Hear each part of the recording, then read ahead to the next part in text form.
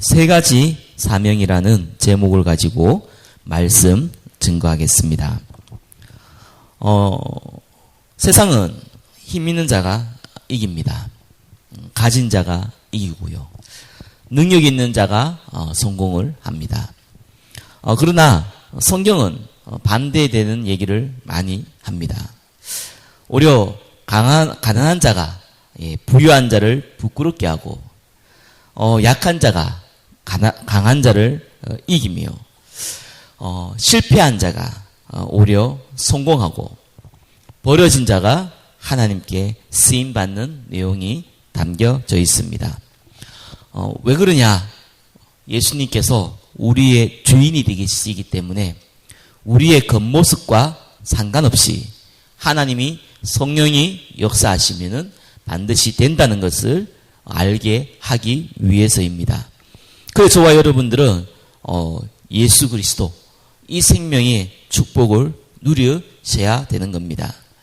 자, 그래서 오늘 이 축복을 정말 누리기 위해서 세 가지 사명 제목대로 그것을 알고 인도받아야겠습니다. 사명, 미션이라고 하지요. 다른 미션이 아닙니다. 하나님이 원하는 미션은 대단한 일을 하는 것이 아닙니다. 첫 번째, 영세전에 감추어진 문제를 아는 것이 하나님이 우리에게 주신 사명입니다. 아는 것이 무슨 사명입니까? 하나님 우리에게 알게 하기를 원하십니다. 그것을 보고 우리는 복음인데 복음을 필요로 하는 이유입니다. 영세전의 문제가 뭡니까? 아담과 하와로 말미암아 벌어진 일들, 그거로 말미암아 일어난 재앙의 문제, 그걸 알아야 되는 겁니다. 아담과 하와가 범한 죄가 뭐였습니까? 선악과를 먹은 것이 죄가 아니거든요. 왜 먹었습니까? 하나님 되려고 먹었습니다. 먹으면 반드시 죽는다는 하나님의 언약을 깨뜨리고 사단의 유혹을 받을 때 네가 이것을 먹는 날에는 내 눈이 밝아 하나님처럼 된다. 이것이 아담과 하와가 범한 죄입니다. 그 죄를 보고 우리는 원죄라고 합니다. 하나님 떠난 죄입니다. 절대로 우리 인간의 노력으로는 해결할 수 없습니다. 그 원인 제공자가 성경은 사단이라 그러고 마귀라고 합니다. 뱀을 이용해서 했지요. 그래서 인간이 받은 어마어마한 축복, 이 땅을 다스리는 이 청지기의 역할을 사단이 뺏어갔습니다. 결국 인간은 마귀의 종이 되고 운명과 사주팔자에 매였습니다. 그래서 하나님을 만날 수도 없고 알 수도 없는 상태가 되었습니다. 이것을 보고 근본 문제라 그러고 이것을 보고 인간이 절대로 해결하지 못하는 문제라고 합니다. 십자가에 죽으시고 부활하신 예수님께서 그 이유가 이 문제 때문입니다. 인간이 하나님을 만날 수도 없고 마귀의 종이 되었으며 제 아래 살다가 영원한 지옥 갈 수밖에 없는 영원전에 감추어진 문제. 그래서 당연히 나 중심, 물질 중심, 성공 중심으로 우상 숭배를 하다가 점술 가운데 있다가 무속 가운데 있다가 결국은 지옥 가는 겁니다. 그러니 당연히 시간이 갈수록 인간은 영적 문제가 나오게 되어 있습니다. 정신의 문제가 오게 되어 있습니다. 정도의 차이가 있지만 분명히 시기의 차이가 있지만 분명히 모든 인간은 영적 문제에 걸리게 되어 있습니다. 고통당하다가 지옥 가게 되어 있습니다. 그게 영세 전부터 감추어진 문제입니다. 저와 이 문제를 아셔야 됩니다. 그래서 예수 그리스도가 필요한 겁니다. 구원받습니다.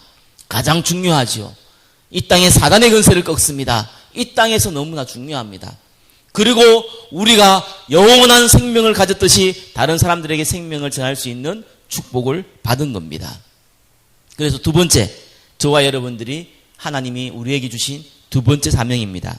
바로 하나님이 필요로 하시는 일입니다. 무엇이겠습니까? 예수님께서 우리와 함께 하겠다고 했습니다. 땅끝까지 함께 하겠다고 했습니다. 어떤 일이 있어도 함께 하겠다고 했습니다. 그래서 우리는 다른 것이 필요 없다고 그랬습니다. 밥도 먹지 말아야 되고 잠도 자지 말아야 되고 아무것도 하지 말아야 되는 말이 아닙니다. 우리에게 필요한 것은 오직 예수 그리스도라는 겁니다. 다른 게 필요하다는 것이 아닙니다. 다른 거는 상식입니다.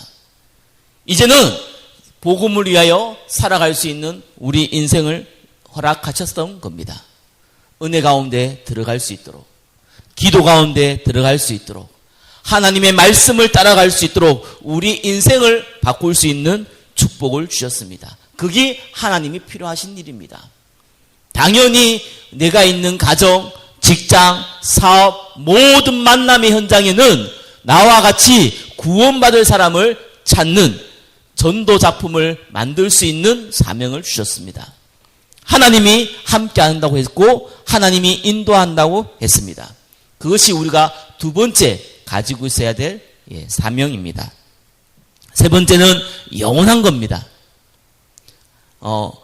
천국 가면은 금면류관을 준다. 모든 아스팔트가 금으로 되어 있다. 집이 금으로 되어 있고 루비로 되어 있고 각종 보석으로 되어 있다. 나이 많으신 분들이 과거에 신앙생활 할 때 천국을 비유했습니다. 물론 그런 표현이 성경에도 나와 있습니다. 집이 금으로 되어 있으면 어떻게 삽니까? 도로가 금으로 되어 있으면 어떻게 움직입니까? 돌보다 흔한 것이 금이면은 금은 금의 역할을 하지 못하지 않습니까? 성경은 그 얘기를 하고 있는 것이 아닙니다.